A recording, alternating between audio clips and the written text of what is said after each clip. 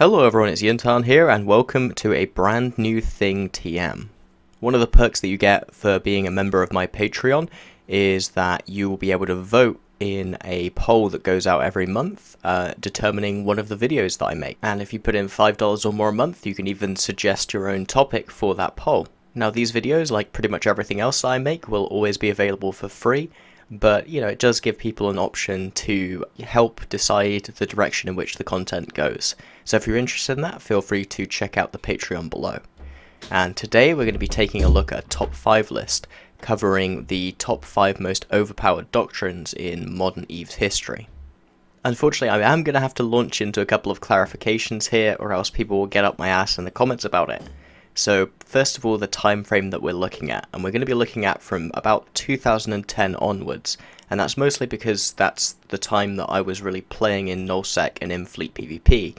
So for people who remember the days of the 8 heatsink Geddon back in the days when stacking penalties didn't exist and that gave you like 3000 DPS, or the Cavalry Raven where you could just move faster than your own missiles and create an insane volley drop once you actually landed on people, you're going to be disappointed. Maybe in the future I'll do a video about that, the really weird broken stuff in early EVE Online, but this isn't that video because I'm not an expert on that individually. I'm also only going to be covering subcapitals, because if I included any capital doctrines, then the list would just become entirely capitals at that point, and it wouldn't be that fun to be like, oh, Titans were broken, then super carriers were broken, then it went back to Titans being broken, then it went to carriers being broken, then it was kind of okay for a bit, and then all of the above became broken all at once. Boom, list over. And finally, we're also just using the common conception of what overpowered means, in terms of being incredibly impactful or just defining the meta, rather than the actual definition of overpowered, which is about being the best in a wide range of situations, or having some specific mechanical aspect that makes it hard or impossible to counter, as contrasted to overtuned, which is just something that could be balanced but has just too many really good numbers. For example, I'd consider Bush Ravens to be somewhat overpowered just due to how they interact with like traditional fleets and structure timers and DPS caps and all that sort of thing, but they aren't going to make this list just because they don't really dominate the fleet metagame. Now before we get onto the list proper, I do have a couple of honourable mentions of doctrines that were definitely really powerful, but in my opinion don't quite make the cut to top 5.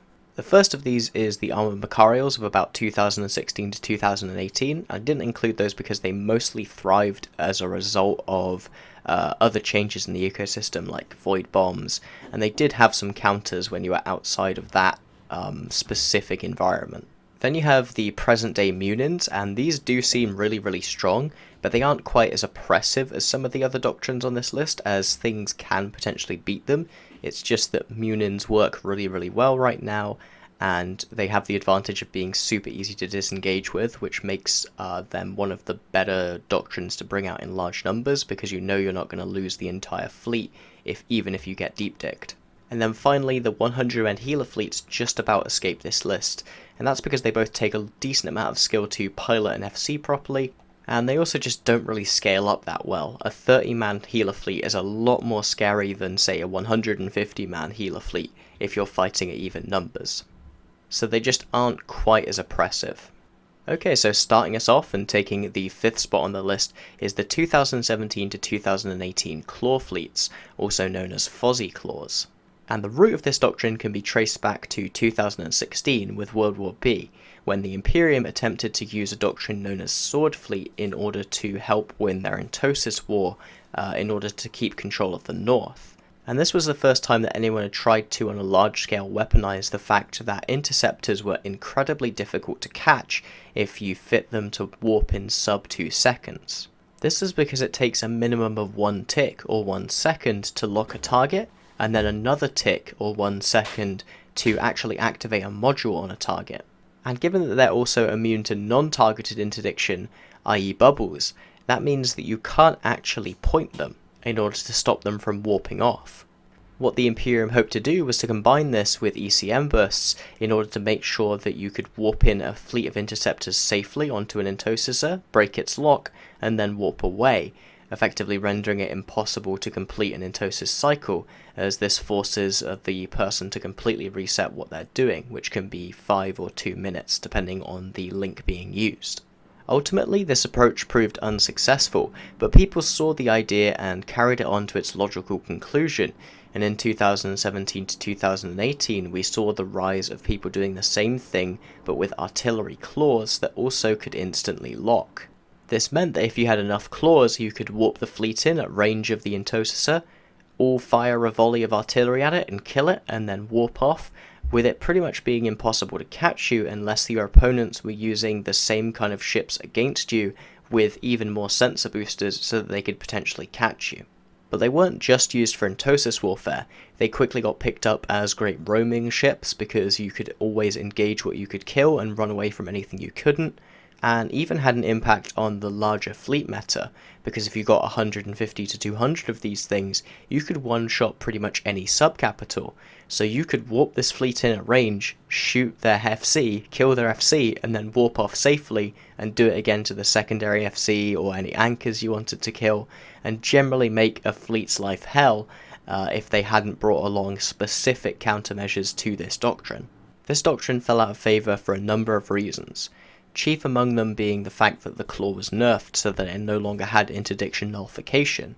But the reason we didn't see the Ares or one of the other remaining turret ships that did have nullification pick up is because of the more wide-ranging changes to the Intosis ecosystem which happened around this time, that both made using capital ships like Force Auxiliaries as an Intosis platform more viable, and also allowed the remote repair of Intosising ships for the first time, giving fleets more countermeasures to this than they'd previously had.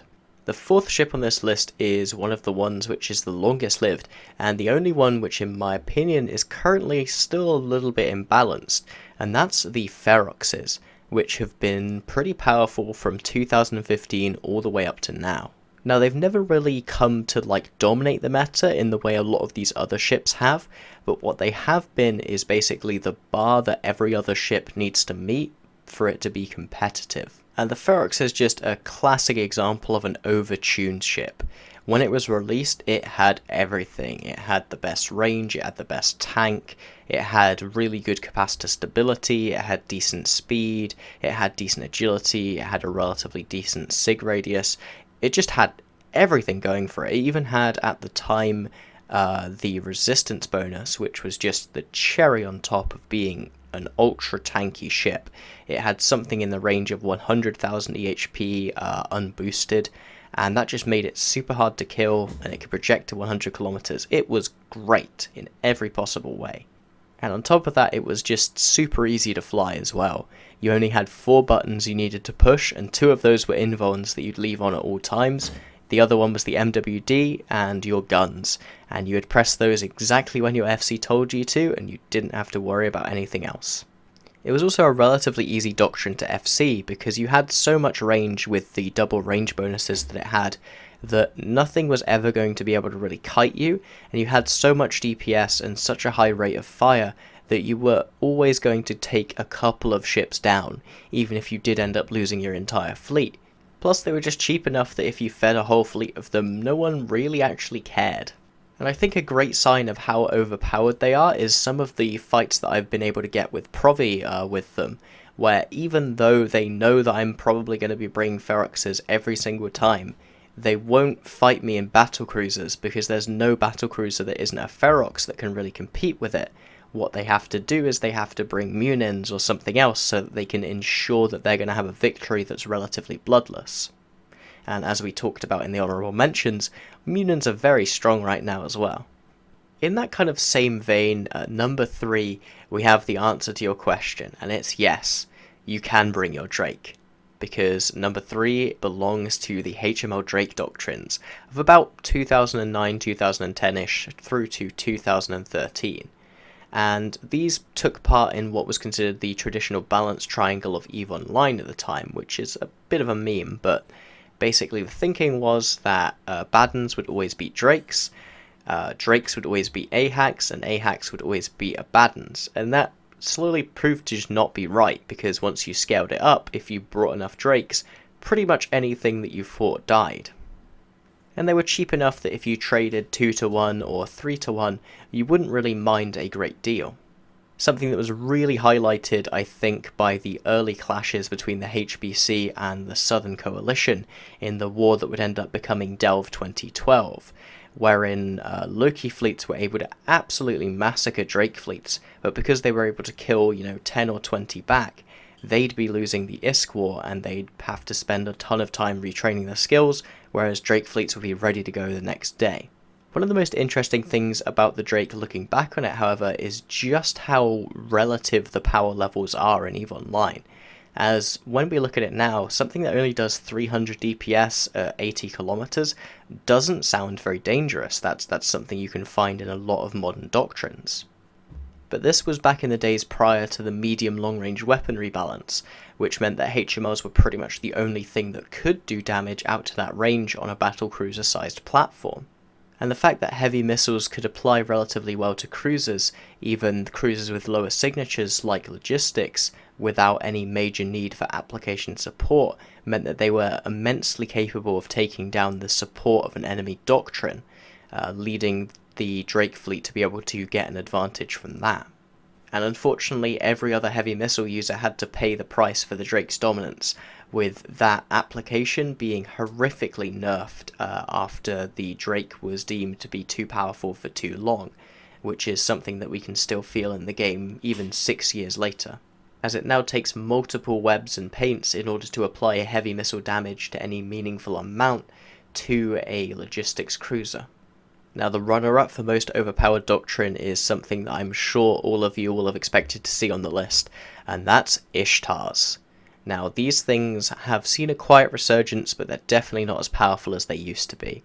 Still, the Shield Ishtar from 2013 to 2015 was incredibly oppressive. In fact, it was one of the only ships that you could really fly for a decent percentage of that time. In fact, Apothene's seething distaste for the ship spawned one of my favourite theory crafting series of all times, which is FUCK Ishtars, volumes 1 to 7, which I definitely recommend you go through and read if you're interested in going really, really deep on what the metagame was like at that time. The most blatantly overpowered aspect of the Ishtars, and also Dominix's, was the drone assign mechanic, which allowed you to add infinite drones to any one person who would act as the trigger man, and that meant that you just didn't have to do anything as a line member. You could literally just walk away from your computer, make a cup of tea, and come back to like 200 kill mels because your FC had done all of the work for you. But that ended up getting dealt with relatively quickly. And when I say relatively quickly, I mean CCP relatively quickly, so it only took like a year for that to get taken out of the game. But even without that incredibly powerful mechanic, what you ended up with was just a ship that was far, far too good. The Ishtar was fast as hell. It had super good fitting room because you weren't fitting any weapons to it like they'd originally intended you to. So you could fill up your lows with damage, you could fit up your mids with tank, and you didn't have to sacrifice anything. On top of all that, you were using a battleship weapon, because that's what sentry drones were. So you were looking at like 500, 600, even 700 DPS from a cruiser that could move at, 2,000 to 3,000 meters a second. It was insane. And on top of that, you didn't even really have to deal with tracking penalties, because you could make sure that you maneuvered in such a way that your enemy would have to choose between burning at you and getting very minimal transversal to your weapons, or burning perpendicular to your drones and allowing you to get incredible range control on them whilst still probably being able to track them, because at that time curators and guards just had nutty tracking. Now, I've said it before, and I will say it again here, that I actually kind of miss the Ishtar, and it's mostly for selfish reasons, as I recognise that they weren't healthy for game balance, and they deserved all the nerfs that they got, but I was really good at them, and I really enjoyed a lot of the intricacy of how to FC them, managing your balls of drones correctly, managing your resources, understanding positioning and where you were going to be now and where you wanted to be in relation to your opponents in the future, and where that meant that you wanted to place your drones to start with. All of that long-term strategic planning was really, really intensely fun and interesting for me, even if for a line member you didn't see any of it and it was very boring. Now, the Ishtar took a ton of nerfs to put down. It lost base speed, it lost damage, it even lost a slot, and it just kept on trucking for so long. The final thing that eventually did kill it was the nerf to sentry drones, that both lowered its damage, lowered its range, and made it harder to track with, and all of that combined was just about enough to make it less viable. Although, as I've said, we do still see the armor Ishtars every now and again, from Eve Asher and a couple of other FCs of that kind of era. Because unlike a lot of the other ships on this list, they weren't just nerfed out of existence, they were just slowly light tapped until they went away underneath something that was just more powerful. So we may eventually see the Ishtar rise back up to dominance again, after the Munin or Eagle is nerfed and some other things get nerfed, but that's just speculation, I suppose. And coming in at number 1, however, is the Doctrine, which ended up finally pushing the Ishtar's head under the water and taking the throne, as it were, of the dominant doctrine of the era, and that is the various long-range weapon Tech 3s. As SP proliferation improved, so the loss of skills started to matter less, and the hulls began to get cheaper as wormholes became more and more optimized, suddenly you had these fleets of 500 to 600 million-ish ships that had battleship levels of EHP, cruiser signatures, battlecruiser capacitors, and just insane range. The Tengu being the greatest example of that. It had something akin to 200k plus EHP, it could hit to 150 kilometers, it was disgusting. The Proteus and Legion variation, however, worked a little bit more like the AHAC doctrines of old, just increasing the tank, increasing the DPS, and increasing the mid slots available. Both of these were just hideously overtuned balls of stats that were disruptive at every level of the metagame. They pushed out hacks, they made battleships essentially non-viable, and they just did pretty much everything you would ever want a doctrine to do. They were even incredibly good at killing off tackle, so you couldn't even really kill a fleet even if you did manage to outnumber and surround it, because they'd be able to frag off all your sabres and leave the fight with relative ease. Despite being an afterburner-based doctrines that theoretically have to commit to a fight. Now I'm sure I'm going to get a lot of flack from people for putting this at number 1, and that's because unlike a lot of the other doctrines on this list, the Tech 3s actually gained a ton from individual pilot skill. If you were good with heat, if you were good with understanding how to manage your own transversal, you would genuinely be a lot better than your opponent when you're flying these ships than you would be in, say, a Drake fleet, where you're just anchoring up and pressing F1. But counters to this doctrine pretty much didn't exist. You did have void bombs to deal with Tengus, but when it came to things like the Proteus and Legion, you couldn't really deal with them except by bringing the same doctrine or the same style of doctrine and just trying to trade it out and make those trades favourable for yourself. They effectively had very few, if any, discernible weaknesses. Now, a lot of nerfs were tried to be layered onto these things. We had changes to the subsystems to try and lower their power rating. We had attempts to nerf their fitting to make it harder for them to work. We had changes to the railguns, which made both the Tengu and the Proteus work. A lot of things were scattered around to try and make these doctrines not viable, but what eventually actually ended up getting them was the rework to the subsystems in its entirety, effectively removing an entire set of bonuses, as well as massively cramping down on the possible fits that you could pull out with these Tech 3s that ended up killing them. Anyway, that wraps up this little bit of content. I hope you've enjoyed it, and if you disagree with me, or if you think I missed a doctrine that you thought was overpowered, feel free to leave it in the comments below. As always, a special thanks goes out to our Crassus, Pinche Infidel from Old School, as well as to our other $5 patrons in Dustin Prater, Meeks, Czar, All Love Aldent, and Big Bada Boom, as well as to everyone else who helps support the channel. Thank you for listening, and I hope to see you again next time. Until then, fly smart, everybody.